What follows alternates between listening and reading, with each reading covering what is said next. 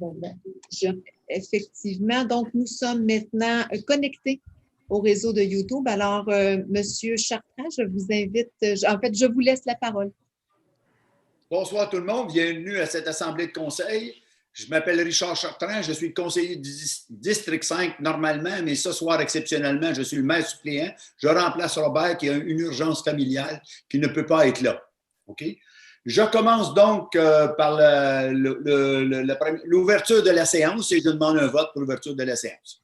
Oh. Oh. Oh. Oh. Et voilà, la séance est ouverte. Maintenant, on passe à la période de questions. On a reçu 4 questions en ligne. Ce sont toutes des questions en anglais. Ce n'est pas parce que je ne suis pas capable de parler en anglais, je suis capable, mais j'ai peur de mal lire les questions et que les gens ne les comprennent pas. Ici, nous avons 2 questions d'un citoyen qui s'appelle M. Meads. M. Brian Trainer, conseiller du district 6, va s'occuper de ces 2 causes-là. Okay, so Mr. Meads, who lives on Charbonneau, has asked us a number of questions tonight. The first question is, how many legal claims are currently against the city, and has the DG taken legal action against the city? Okay, the first part of that question is the same question that Mr. Meads asked, I believe, last month or the month before. It remains the same. There are 3 legal claims against the city, 2 by developers, and 1 as a follow-up regarding the construction of the fire station. As to whether the DG has taken legal action against the city, no. His next question is this council under investigation by Quebec's Municipal Affairs? The answer is investigations are not public and therefore will comment no further. His next question is, are all of our dozen or so directors still earning between $2,500 and $3,000 per week, while many of our tax-paying peasants, his word, lose their jobs and businesses are struggling to survive both financially and mentally? So to that question, the answer is the directors are making the same salary that they have always been making. They are still working as hard as they always have been, and therefore are warranted to be paid their same salary. I do find it demeaning by the resident, Mr. Meads, to use the term tax-paying peasants. I don't believe that the residents of St. Lazare should be referred to as peasants. So that's the questions for Mr. Meads. Thank you.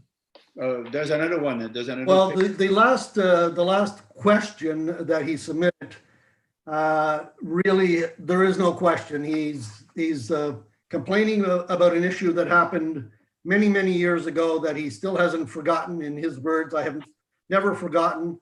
It had to do with the way that the Valley Cheline issue came to light, and he doesn't even have a question. He's just advising that he is still not happy and not forgotten how he was answered a question back many, many years ago.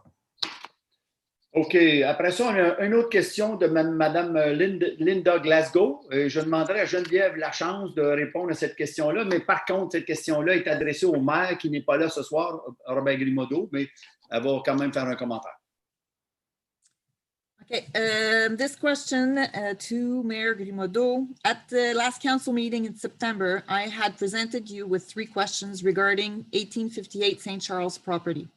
You responded that a reply or phone call was forthcoming within the month. You did not follow through. In the interest of transparency, please provide the responses to these 3 questions individually. Did the urban planning comply with the contractor's request to predate a building permit that would have circumvented a new notice of motion, bylaw 980, article 124, forbidding landfill in wetlands? Why is a landfill permit issued 5 months after the actual dumping commenced? Why are there no consequences to non-conformity of construction bylaw 34 for this property owner? This project has surpassed the timeline allowance for completion and has abandoned the project entirely. Wetlands were destroyed and over 370 trees were cut down. The relevancy here is perception of improprieties and credibility of our Director General and Urban Planning. Environment protection is one of the top priorities of our citizens in the community. As a mayor, it is your responsibility to explain the above inaccuracy and nonconformity of our bylaws and processes. Failing to do so has consequences. So my comment on this, actually, I can't respond for the mayor, but it is up to the mayor as part of his job description to follow through and make sure that any bylaws gets followed, and he needs to follow through also his promises that when residents are inquiring and asking questions, if he's making promises, everyone expects that he would follow through. So we're going to bring it up again to the mayor, and I'm not sure how to respond for him, but I think it's highly disappointing when your mayor can't follow through his own promises. I'd just like to add one comment. The mayor was in the meeting that we had this afternoon, when part of our normal course is to review the questions from the previous months. And the mayor was present for the first half hour or so of the meeting and was made aware that that question was still pending an answer. So he's fully aware. He has not responded to Madame Glasgow from last month. And he did not make any comments when it was brought up today either. So. There's one more question. Charles, you know, yes, that was one more, and for you, because it's your district, Geneviève, and it's Patricia Niovis. I think you already talked to her on the phone. Has the town of Saint-Lazare given permission for ATVs to use Chemin du Fief as a throughway from Route 201 to Saint-Angélique? There has been a new use of Fief starting this summer as a throughway. We're troubled by the incidents of ATVs on Fief driving through an equestrian zone. Every weekend, we see ATVs going up Fief, single or groups of 5 vehicles. Last Saturday, we had a single ATV speeding up the road over 80 kilometers an hour. Soon after, a group of 5 ATVs drove up. There has been a constant presence that was non-existent before. If permission has not been granted, I ask 2 things. The town contacted SQ and asked they patrol the Fief on the weekends to address the security problem. The town put 2 no ATV sign at either end of Chemin du Fief on Saint-Lazare property. This would be an immediate help to alert ATV drivers that they're not allowed to drive on Chemin du Fief. We have horses, children, joggers, residents walking their dogs on our roads. Your help will be much appreciated. Madame Novas, we did not change anything. We did not approve ATVs to use Chemin du Fief. This question was brought up today and will be forwarded to our securities director, and we'll follow up with you with answers. But for the signs, to put no ATV signs on the Fief, that's an easy solution we can definitely discuss. Look into it. Yeah. That's it. In fact, Madame Renault has already forwarded the question to Director of Public Security and the Director of Recreation, who looks after the trails. Okay. Good. Okay, the period of question is finished. The next thing is we're going to go to our session de conseil ce soir. On y va. Ça, c'est du franglais. Hey boy! J'ai switché, je me dégage. C'est pour ça que je ne parle pas en anglais et que je ne veux pas lire les questions en anglais. Je pas... T'as bien fait ça, Richard. Je me comprends, je me fais comprendre, mais je n'ai pas un bon anglais. OK. Le premier point qu'on a à l'ordre du jour, c'est demande de dissociation de la ville de On va Saint-Lazare. adopter l'ordre du jour avant.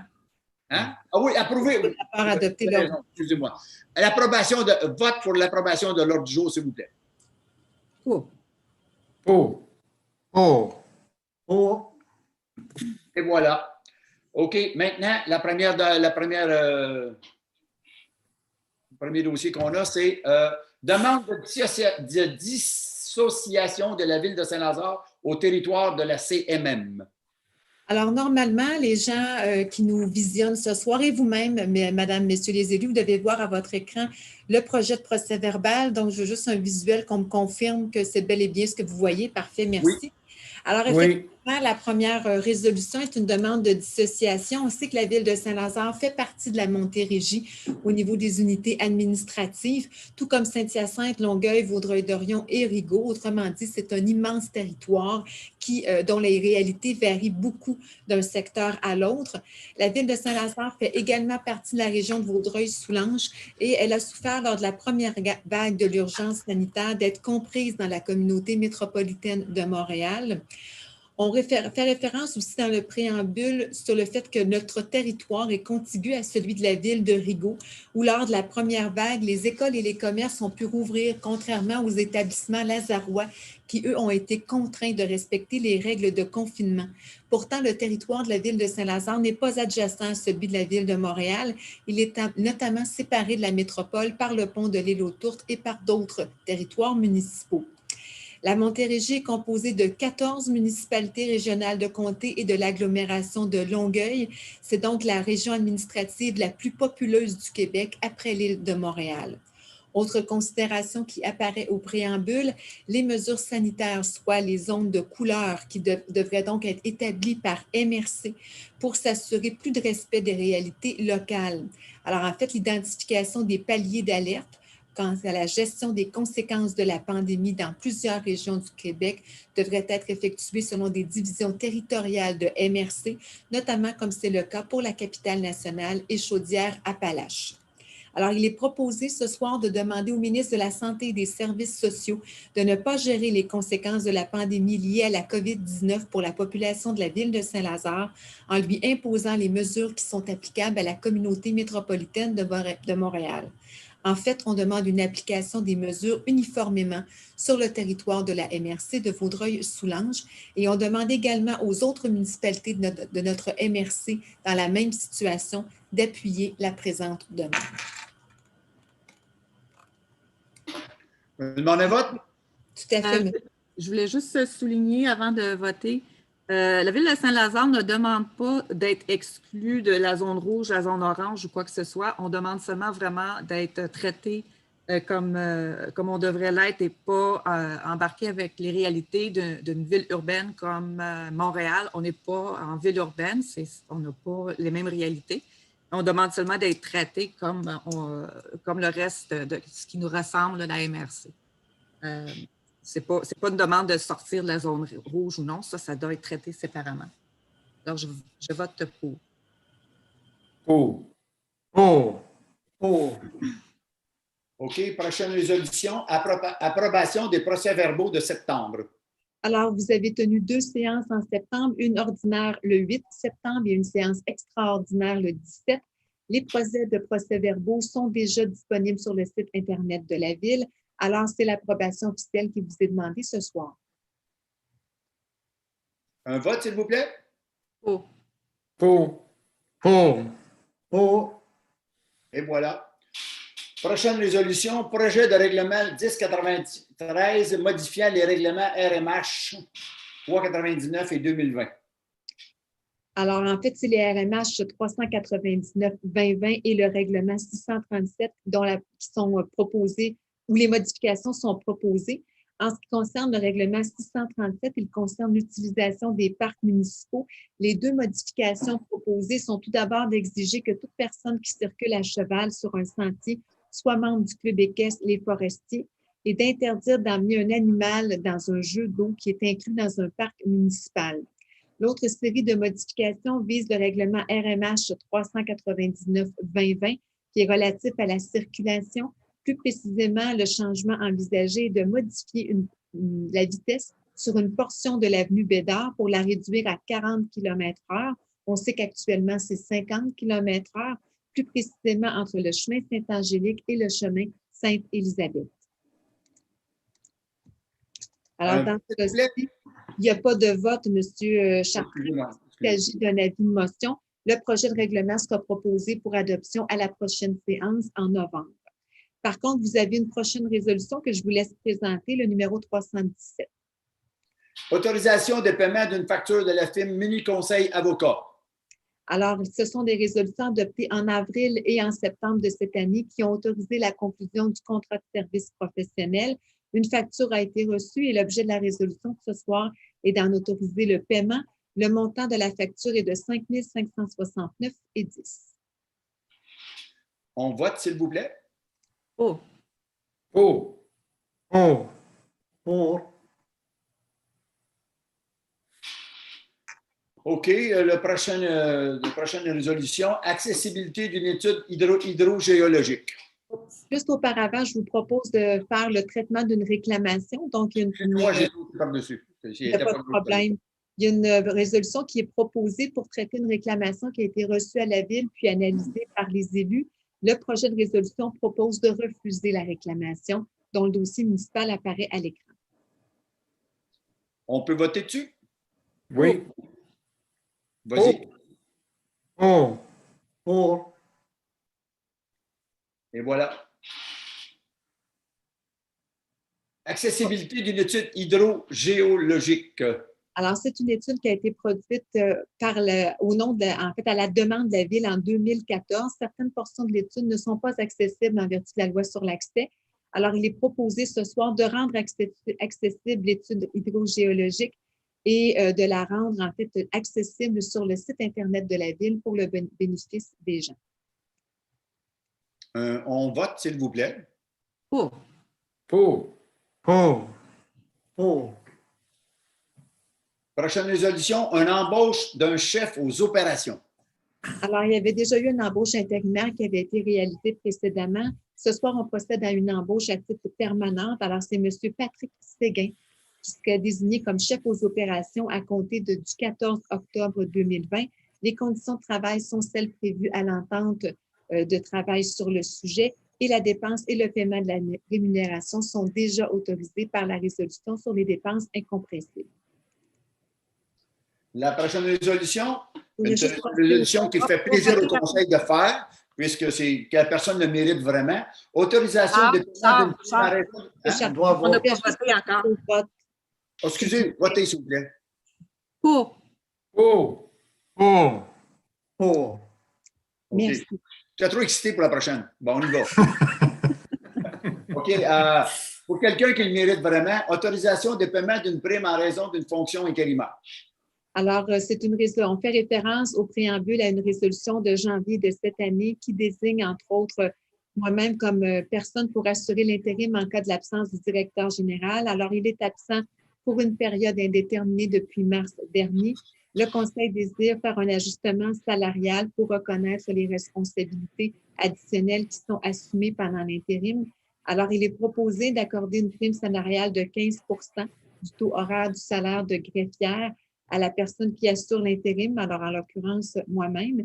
Le paiement de la prime s'appliquerait rétroactivement à compter du début du remplacement et la dépense et le paiement sont déjà autorisés par la résolution portant sur les dépenses incompressibles. Un petit vote, un gros vote. Pour. Pour. En sens d'humour, après avoir insisté et persisté auprès de mes collègues, je les ai finalement convaincus d'y aller de l'avant avec cette résolution. Ouais! Ah, Tu n'as pas de misère à me convaincre, là. Wow. J'ai dit bien dit avec sens d'humour. OK, OK. C'est bien. C'est juste que c'est pas vrai. T'es voté, quoi? Brian? Oui, j'ai voté pour. Pour. OK, c'est bon. Prochaine résolution. Modification de résolution numéro relative aux demandes de subvention en fin du développement des bibliothèques publiques autonomes. Tout à fait. Alors, en août dernier, on a passé une résolution pour demander une subvention auprès du ministère de la Culture et des Communications pour aider au développement de la collection de la bibliothèque. Le ministère demande à ce qu'une modification soit apportée à la résolution telle qu'adoptée. En fait, il demande de remplacer un paragraphe pour apporter une certaine précision. Là, on disait des bibliothèques publiques autonomes 2020-2021. Alors, le ministère souhaite qu'on ajoute les mots « pour l'exercice financier ». Alors, ils seront donc dorénavant présents à la résolution. Le ministère souhaite également qu'on retire l'engagement et le montant qui était précisé au cas où il y aurait des modifications qui seraient apportées par la suite. La prochaine est une demande de subvention pour le Vote. vote, excusez-moi. On vote, s'il vous plaît. Pas trop vite, Richard. Oh, je suis vite, moi, tout le temps. Pour. Pour. Pour. Pour. Bravo. OK, on recommence. Prochaine résolution, demande d'une subvention pour le réseau d'égouts sanitaires dans le secteur Frontenac, Radisson, Jotchi, etc. Geneviève, Mme Renaud va tout vous décrire ça. Alors, en fait, dans le passé, on a déjà fait une demande de subvention pour des services professionnels. On est en attente d'une réponse officielle du ministère des Affaires municipales. Voici maintenant la demande de subvention pour la portion construction au niveau du projet. Alors, le 29 novembre 2018, on a reçu une confirmation de l'admissibilité de la ville à l'aide financière dans le cadre du programme d'infrastructure Primo pour le secteur Frontenac et les rues des environs. Les démarches sont en cours concernant le volet 1.1 et il est maintenant temps de déposer une demande dans le cadre du volet 1.2. On a pris connaissance évidemment du guide sur le programme Primo et on s'engage à respecter toutes les modalités qui y sont énoncées.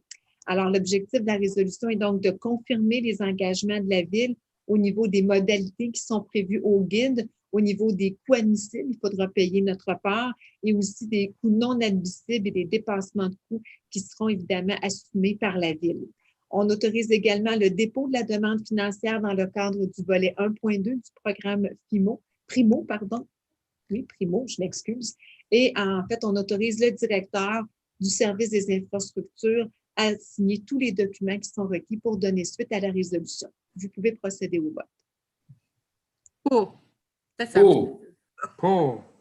Pour. Elle s'assure que je fasse bien voter le monde, elle le dit à ma place. C'était ma façon de vous aider, M. Chartrand. C'est gentil, Nathalie. OK. Demande d'aide financière dans le programme pour la trame verte et bleue du territoire métropolitain. Tout à fait. Alors, on envisage réaliser un projet de mise en valeur des sentiers dans l'aire de conservation du Parc nature Les Forestiers de Saint-Lazare. La communauté métropolitaine de Montréal met à la disposition de certains organismes admissibles un programme d'aide financière qui s'appelle Trame verte et bleue. La Ville doit satisfaire à certaines exigences, on envisage bien sûr d'y répondre. Alors, il est proposé ce soir de déposer une demande de financement auprès de la CMM dans le cadre du programme Trame verte et bleue.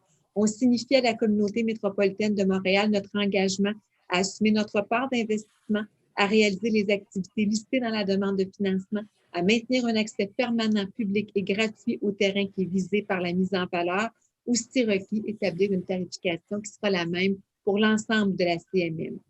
En fait, lorsque tout sera complété, le directeur du service des loisirs et de la vie communautaire est autorisé à signer tous les documents qui donneront suite à la présente résolution.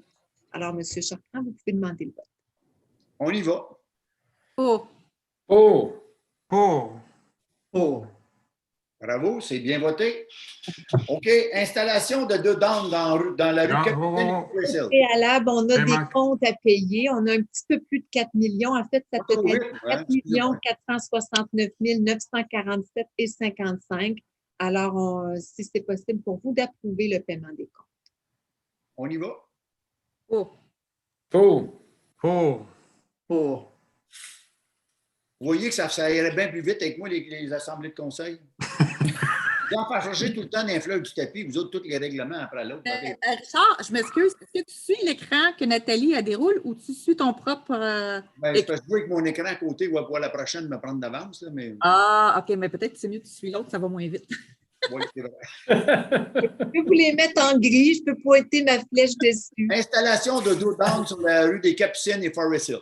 En fait, oui, on installe des dos d'âne allongés. Vous avez donné 2 des 3 endroits où il y en auront d'installés. Les 2 endroits que vous avez nommés, ça fait suite à des études de vitesse. Et aussi, le comité sécurité municipale vous recommande de remettre en place le dos d'âne qui a été retiré dans le secteur de Vallée-Chaline à l'occasion des travaux de stabilisation. Donc, l'objectif de la résolution ce soir est soit d'installer ou de restaurer, selon le cas, les dos d'âne sur la rue des Capucines, la rue Forest Hill et la rue Duhamel. Vous avez les adresses municipales qui vous permettent d'identifier les localisations. Et la dépense maximale autorisée pour l'achat des matériaux requis est de 3 000 $. On y va pour un vote. Pour. Pour. Pour. Pour. C'est beau, Richard, tu peux y aller. La prochaine résolution, c'est installation d'un arrêt à l'intersection des rues Gérardi et Véronique. Tout à fait. Alors, ça fait suite. En fait, ça tient compte du plan directeur de circulation et des objectifs de la matrice d'implantation des arrêts, de même que des recommandations du comité consultatif en matière de sécurité municipale.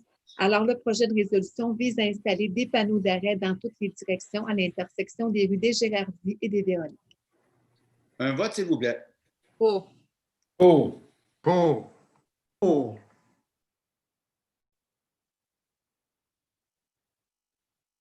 Désapprobation. Prochaine résolution, désapprobation du plan d'aménagement d'ensemble, PAE, proposé pour la zone 050. Alors, il y a un plan d'aménagement d'ensemble qui a été préparé par la firme Infra-Planification urbaine, soumis à la Ville en novembre 2019 et modifié le 17 juin dernier. Le 15 septembre, le comité consultatif d'urbanisme a analysé le PAE en suivant les critères qui sont prévus à la réglementation municipale et certains éléments du PAE soumis ne sont pas conformes à la réglementation municipale, notamment les orientations et les objectifs du plan directeur de conservation de la Ville. Ça ne respecte pas non plus la mise en valeur des éléments naturels du site et l'intégration à un réseau de sentiers récréatifs.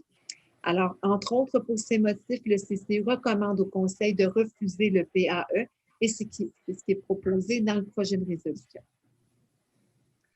OK, on va demander un vote là-dessus, mais avant, je voudrais dire que je suis dans le CCU et 17 des 32 recommandations n'étaient pas respectées. Et voilà. On continue. On vote. Geneviève? Bien. Oui, pour. Ça fait 2 fois. Pour. Pour. Pour. On continue. Prochaine résolution, construction d'une habitation familiale à être située au coin de la Côte-Saint-Charles. Je réalise, puisqu'on arrive au secteur, à la portion du procès verbal des PIA, que je n'ai pas intégré les visuels. Alors, je vais tenter, je pense, par exemple, ce sont des voies de circulation qui sont assez connues.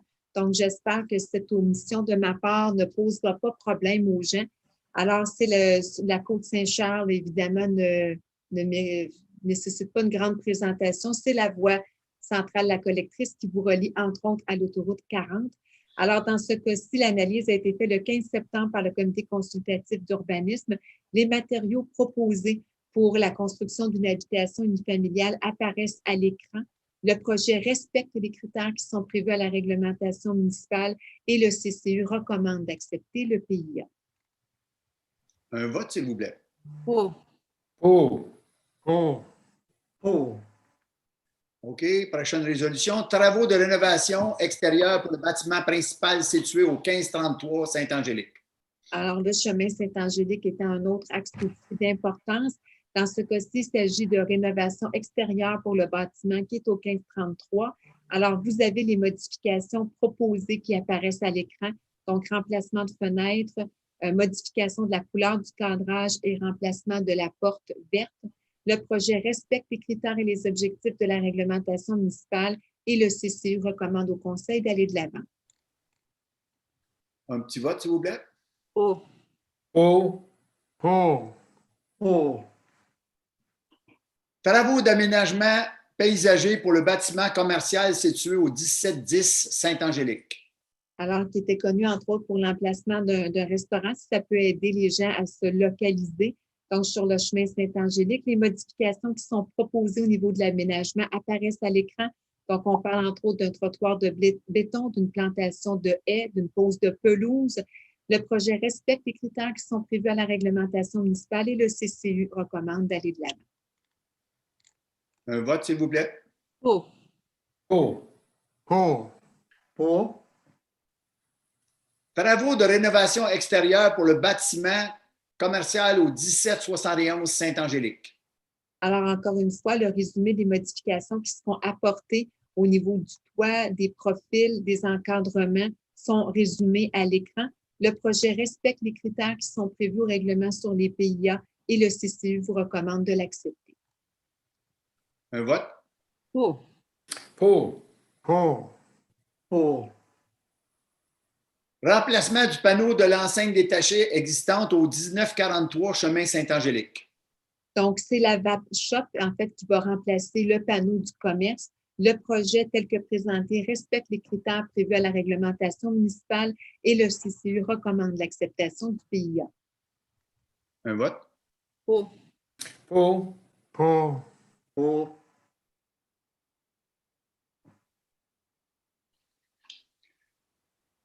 Construction de bâtiments commerciaux au 1059 chemin Legault.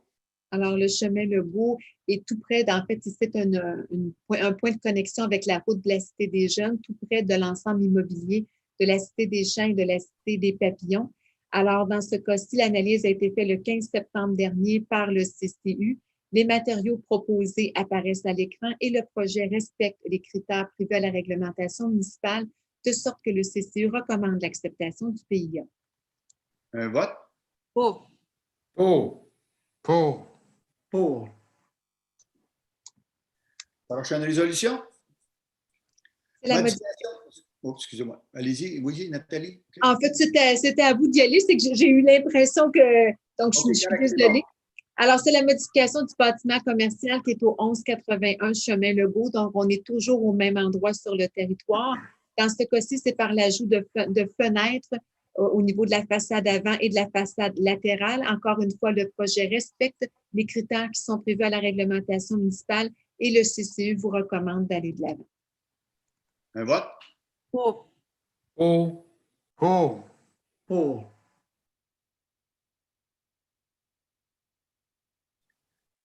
OK. Prochaine résolution. Refus de modification de règlement d'urbanisme aux fins de permettre la réalisation d'un projet intégré résidentiel sur le zoo 3 millions aux abords de la côte Saint-Charles. Tout à fait. Alors, c'est une demande de modification qui avait été présentée à la Ville pour permettre la réalisation d'un projet résidentiel intégré aux abords de la côte Saint-Charles. Alors, ce soir, le Conseil se propose de donner instruction au service de l'urbanisme de ne pas amorcer le processus de modification de la réglementation qui est visée par la demande et le suivi sera fait au requête. Un vote? Pour. Pour. Pour. Pour.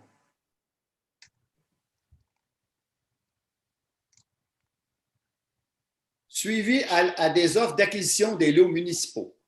Alors, ce sont des offres d'acquisition qui visent des lots municipaux qui sont aux allures de sentiers, si on veut, donc des bandes de terrain qui sont dans le secteur de la rue du Vieux-Verger. Alors, tout d'abord, on fait référence à une résolution de septembre dernier dans laquelle le Conseil a accepté une offre d'acquisition pour l'un de ces lots-là, donc toujours aux abords de la rue du Vieux-Verger. Et les offrants ont plutôt retiré leur offre à la suite de la résolution pour en proposer une nouvelle. D'ailleurs, il y a eu aussi une autre offre d'acquisition pour un lot qui est situé dans le même secteur et en fait qui aurait fait partie du même sentier s'il avait été aménagé, toujours aux abords de la rue du Vieux-Verger. Et l'offre, dans ce cas-ci, est conservée dans un autre dossier municipal. Alors, le projet de résolution proposé, tout d'abord en ce qui a trait à l'offre qui avait été antérieurement acceptée puis qui a été modifiée à la suite de son acceptation, le Conseil accepte la nouvelle offre présentée. Donc, on retire toujours du domaine public le lot municipal en cause et on accepte son aliénation, mais à un prix différent de celui qui avait été initialement envisagé en septembre, soit un prix de vente de 3 000 $ plus les taxes. Les autres conditions de la vente sont les mêmes que celles qui avaient été prévues lors de la séance de septembre. Dans le cas de la deuxième offre qui a été reçue depuis la séance de septembre, on accepte également. Alors, il est proposé donc de retirer du domaine public le lot municipal et de le céder, soit une superficie d'environ 575,36 mètres carrés, parce que ce n'est pas la totalité du lot. Et ce sera aliéné à Mme Isabelle Robitaille et à M. Robert Lheureux aux conditions suivantes. Dans ce cas-ci, le prix de la vente est de 4 000 $ plus taxes. La garantie légale est exclue et tous les frais liés à la cession sont à la charge des personnes qui, en fait, en font l'acquisition. Donc, ce sont les mêmes conditions là, qui sont toujours répétées lors de cessions de lots municipaux. Le maire et moi-même sommes autorisés à signer les actes de cession. Un vote, s'il vous plaît? Pour. Pour. Pour. Pour. Demande de soumission sur invitation aux fins de conclusion d'un contrat de service professionnel d'ingénierie. Alors, c'est pour en fait une étude de faisabilité en vue du réaménagement du chemin Saint-Angélique, plus précisément dans le noyau villageois. On souhaite en fait déplacer des services d'utilité publique et construire un sentier polyvalent, une piste cyclable et un trottoir. Donc, selon les estimations qui ont été effectuées par le service des infrastructures, c'est une soumission sur invitation qui peut être demandée. Le Conseil doit se prononcer sur les critères d'évaluation puisque c'est un pouvoir qui ne peut pas être délégué en vertu de la loi sur les cités et villes. Et le système de pondération doit aussi mentionner le facteur qui est applicable en vertu de la loi sur les cités et villes. Alors, il est proposé ce soir de demander des soumissions sur invitation conformément au règlement numéro 834 sur la délégation de pouvoir. C'est un règlement qui est adopté en vertu de la loi sur les cités et villes, sous réserve d'une modification qui sera autorisée par le directeur du service des infrastructures. Les soumissions devront être déposées d'ici jeudi 29 octobre prochain et elles seront ouvertes le même jour. Les critères maintenant d'évaluation des offres qui seront déposées apparaissent à l'écran. Ils totalisent évidemment 100% des points et le facteur qui sera utilisé conformément à la loi sur les cités et villes est de 50. Un vote? Pour. Pour. Pour. Pour. Travaux d'aménagement du nouveau puits Saint-Angélique. Alors, des demandes de soumission avaient été effectuées en juin dernier. Une seule soumission a été reçue. Le prix était largement supérieur au budget disponible lorsqu'on a ouvert en juillet dernier, de sorte qu'il y a eu une reprise du processus. Alors, à ce moment-là, 2 moments de réalisation des travaux ont été offerts, soit entre octobre et novembre 2020 ou entre avril et mai 2021. Alors, selon l'analyse des soumissions qui a été réalisée, la plus basse soumission a été déposée par la compagnie Les Forages LBM Incorporée avec une offre à 110 918,84 pour l'option A. Alors, considérant aussi la loi sur les travaux municipaux, il sera proposé d'autoriser les travaux d'aménagement du nouveau puits Saint-Angélique numéro 7, de conclure un contrat avec la compagnie de forage, d'autoriser le directeur du service des infrastructures à finalement gérer le contrat, y compris demander et exiger des modifications. La dépense maximale autorisée est de 128 000 $. C'est le montant qui sera publié au système électronique d'appel d'offres. Et en tenant compte de tout ceci, d'une part, vous avez à l'écran, on autorise les paiements des décomptes progressifs sous réserve des conditions suivantes, c'est-à-dire recommandations favorables et écrites de la firme Technorem et aucune objection en tant que gestionnaire du contrat de la part du directeur service des infrastructures. Et on autorise également, c'est l'objectif de cette autre portion-là de la résolution, tous les paiements des factures qui seront émises d'ici la fin de l'année 2020. Un vote, s'il vous plaît. Pour. Pour. Pour. Pour. Prochaine, collecte et transport des résidus verts et des feuilles et des résidus verts. Donc, c'est un contrat pour les années 2021 et 2022. La compagnie Transport Roland Chaperon a déposé la seule soumission conforme avec une offre à 187 071,91 taxes incluses. Alors, ce prix accuse un retard important avec celui qui avait été estimé par le service des infrastructures.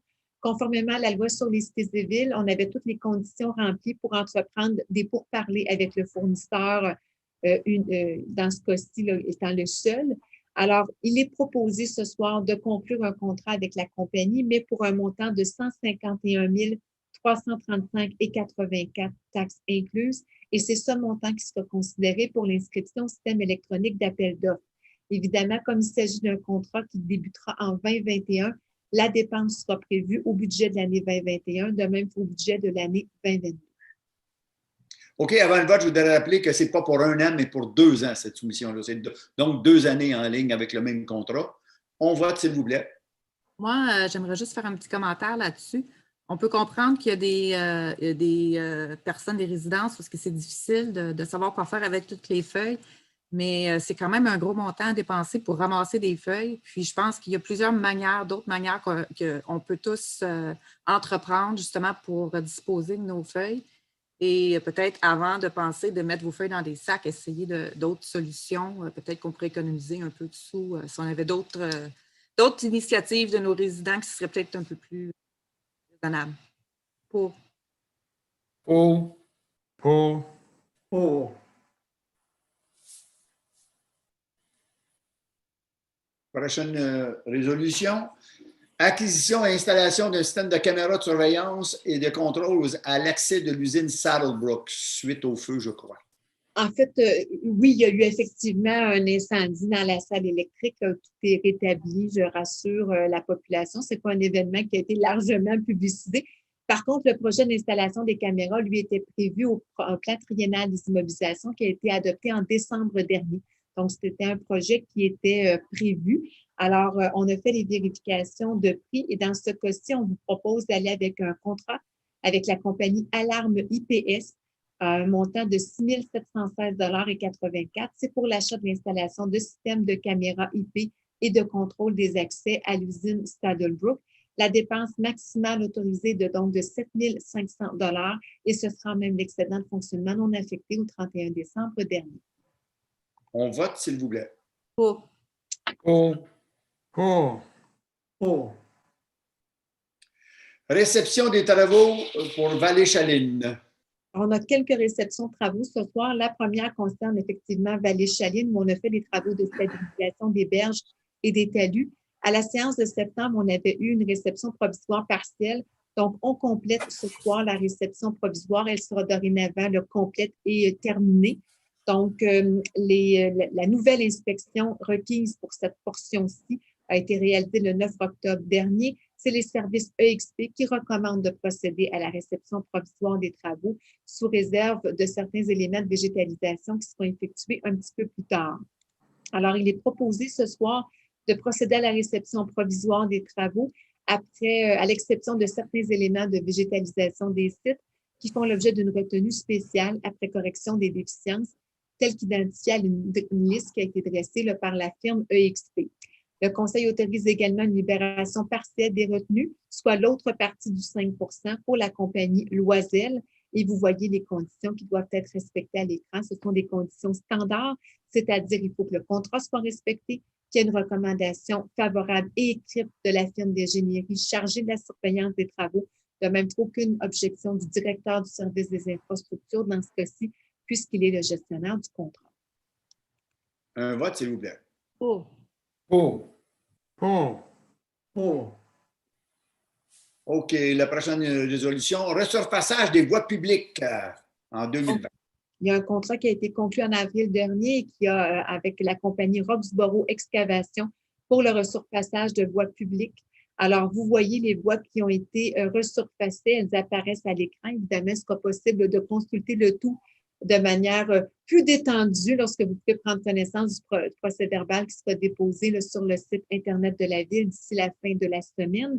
L'inspection provisoire a été réalisée le 7 octobre dernier. Certains travaux sont à compléter. Alors, il y aura quelques petites déficiences à corriger. Mais par contre, le contrat prévoit une libération de revenus en certaines circonstances. Alors, il est proposé ce soir de procéder à la réception provisoire des travaux et d'autoriser la libération partielle des revenus, le premier 5 % aux conditions habituelles. Un vote, s'il vous plaît. Pour. Pour. Pour. Pour. Aménagement du nouveau puits Saint-Robert, réception définitive. Tout à fait. Alors, les travaux ont été, en fait, la réception provisoire avait été prononcée en octobre 2019. Donc, comme le veut le contrat, un an plus tard, c'est maintenant la réception définitive qui est proposée. L'inspection a eu lieu le 9 octobre dernier. C'est la firme Technorem qui surveillait les travaux et qui recommande de procéder. Alors, il est donc proposé de procéder à la réception définitive des travaux et de libérer les retenues finales. OK. Pour. Prochaine résolution. Ah, on n'a pas voté. Pour. Oh, vote, s'il vous plaît. Oui, excusez-moi. Pour. Pour. Forage et aménagement mécanique des puits dans le secteur de la pinière du parc de la nature Les Forestiers. Alors, c'est encore une fois une réception définitive. Le contrat la réception provisoire avait été prononcée à la séance de septembre 2019. L'inspection des travaux au niveau final a été réalisée le 9 octobre. La firme Technorem recommande de procéder à la réception définitive. Alors, c'est ce que vous voyez qui est proposé à l'écran aux conditions habituelles.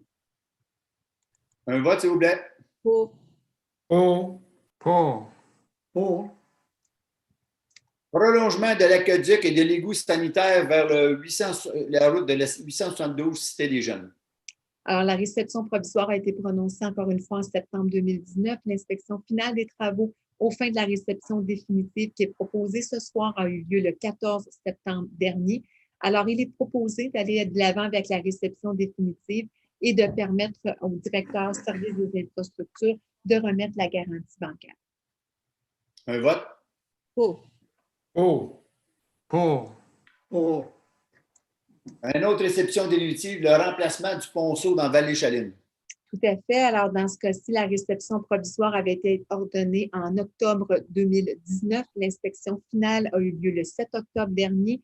Les services EXP chargés de la surveillance des travaux recommandent de procéder à la réception définitive aux conditions habituelles. Alors, c'est ce que vous voyez à l'écran. Un vote. Pour. Pour. Pour. Pour.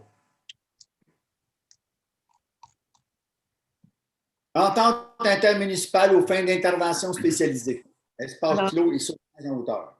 Tout à fait. Donc, ce sont les deux types de sauvetage qui sont en fait visés par les ententes municipales. Il y avait des ententes municipales qui étaient en cours, mais elles viennent à échéance prochainement. Alors, considérant la loi sur la sécurité incendie et les possibilités de conclure des ententes intermunicipales qui, elles, sont prévues à la loi sur les cités et villes, on considère également que les services de sécurité des villes de Rigaud et de Pincourt sont actuellement les seuls sur l'ensemble du territoire de la MRC qui sont dotés d'équipes pour les interventions spécialisées pour les sauvetages en hauteur ou en espace clos.